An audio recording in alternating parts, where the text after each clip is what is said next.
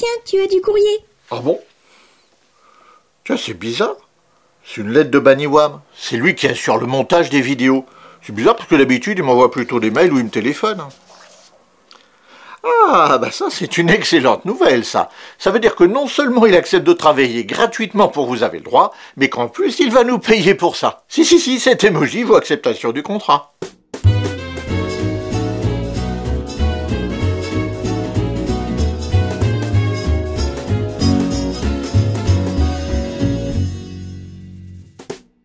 Tu me trolles régulièrement, il n'y a pas de raison que je te trolle pas avec l'enveloppe. Hein. Tu feras un zoom sur l'enveloppe. Hein.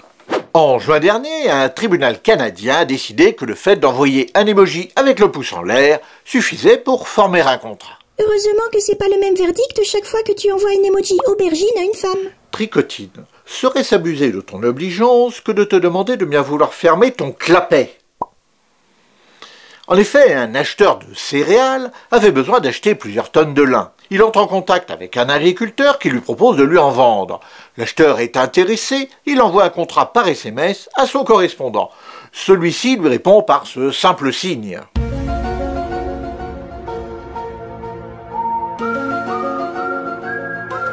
Là où ça coince, c'est que l'agriculteur et le céréalier ne sont pas d'accord sur le sens à donner à cet emoji. Pour l'agriculteur, ça voulait juste dire qu'il avait bien reçu le contrat, alors que pour le marchand de grains, ça voulait dire qu'il acceptait le marché, donc que le contrat était formé. Quand on ne s'entend pas à l'amiable, eh bien on va voir un juge. Et ici, ce tribunal canadien, dont je ne vais pas essayer de prononcer le nom.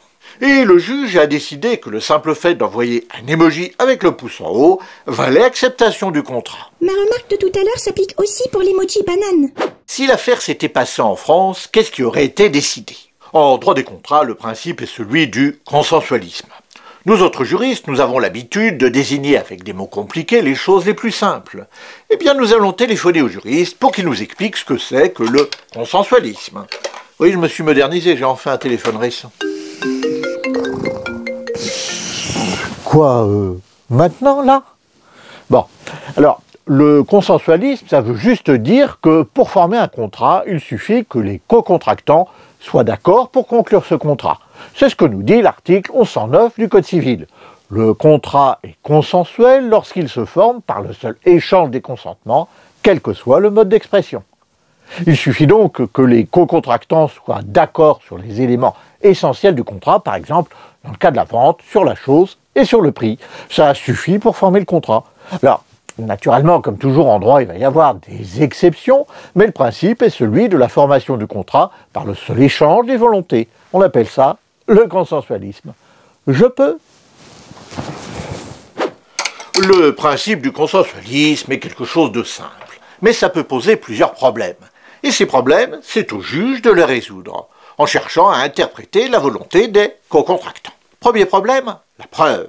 La preuve, vous avez la preuve, vous n'avez pas de preuve. En effet, ça ne sert à rien d'avoir raison si on n'arrive pas à le prouver. Le droit, c'est un peu comme l'amour. Il n'y a pas de droit, mais uniquement des preuves de droit. Comme il n'y a pas d'amour, mais seulement des preuves d'amour. La preuve est un sujet très intéressant sur lequel je reviendrai un jour, mais ce n'est pas celui qui nous intéresse aujourd'hui. Le second problème, c'est comment se manifeste le consentement. Première chose, commençons par détruire une idée reçue. Contrairement au vieux dicton de ma grand-mère qui ne dit mot consent, en droit, garder le silence, eh bien ça vaut refus. En effet, c'est logique, puisque le principe est celui du consensualisme, c'est-à-dire que le contrat se forme par le seul échange des consentements. Il faut s'assurer que les co-contractants désirent effectivement faire ce contrat. Bref, dans l'exemple de la vente, on doit être sûr que le vendeur veut effectivement vendre, et vendre à ce prix précis, et que l'acheteur veut effectivement acheter à ce prix-là. Revenons maintenant à notre agriculteur canadien qui a été condamné pour ne pas avoir exécuté son contrat. Lui prétendait qu'il avait juste envoyé ce pouce en l'air pour dire qu'il avait bien reçu le contrat. Et le fait de recevoir un contrat ne veut en aucun cas dire qu'on l'accepte. Alors que le Grenke, quant à lui, prétendait au contraire qu'il s'agissait d'une acceptation du contrat. En fait, on peut accepter un contrat de n'importe quelle manière que ce soit, à condition qu'il y ait réellement une manifestation de volonté. Bon, je ne parle pas de la signature d'un contrat, là c'est évident qu'il y a acceptation. Mais il y a d'autres cas dans lesquels les choses sont plus ambiguës. Par exemple, vous voyez un objet qui vous intéresse dans une brocante, le prix est marqué dessus, 10 €. Oh, dis, tu nous vois venir, là. Ça vaut 15 000 francs, ça. Vous le prenez à la main, vous sortez votre billet de 10 €, le tendez au brocanteur, qui le prend et vous partez heureux de votre achat. Et aucun mot n'a été échangé. Pourtant, il n'y a absolument aucun doute quant à votre volonté de conclure ce contrat. Il s'agit de ce qu'on appelle un silence circonstancié. Les choses sont assez différentes avec l'agriculteur canadien. Il a juste envoyé un emoji avec un pouce en l'air. S'agissait-il vraiment d'une acceptation de sa part ou pas? J'avoue qu'en droit français, je ne suis pas du tout persuadé qu'un juge déciderait qu'il y a eu acceptation du contrat dans ce cas précis. La réponse dépendrait sans doute de certaines circonstances de fait, comme par exemple de savoir si nos deux larrons sont déjà habituellement en relation d'affaires ou pas, s'ils ont déjà formé un contrat par SMS, etc., etc. Ça dépend aussi du fait de savoir si nous sommes en présence de professionnels comme ici, au contraire entre particuliers. Car s'il s'agit de non-professionnels, c'est le droit civil qui s'applique. Et le droit civil tend à privilégier la sécurité des personnes au détriment de la rapidité des transactions. En revanche, entre professionnels commerçants, c'est évidemment le droit commercial qui s'applique.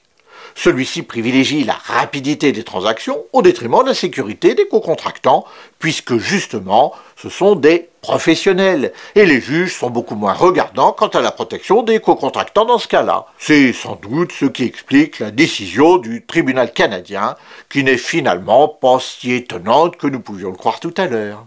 N'oubliez pas le petit gag après le générique comme d'habitude, et maintenant, vous pouvez accepter le contrat que je vous propose en appuyant sur le bouton pour vous abonner et en activant la petite cloche.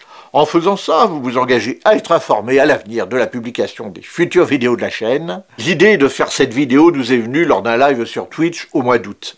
Merci à celles et ceux qui y ont contribué, le lien vers la chaîne Twitch est ici et en description. Merci également à mes donatrices et à mes donateurs, sans l'aide de qui cette vidéo n'aurait pas été possible, car le revenu des publicités que vous inflige YouTube ne suffit pas à payer le montage, car rassurez-vous, Baniwam sera quand même payé, et vous pouvez aussi aider la chaîne si vous le voulez, et si vous le pouvez en faisant un petit don.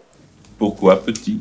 Et si cette vidéo vous a plu, alors maintenant, vous pouvez regarder l'une ou l'autre de ces deux autres vidéos de « Vous avez le droit ».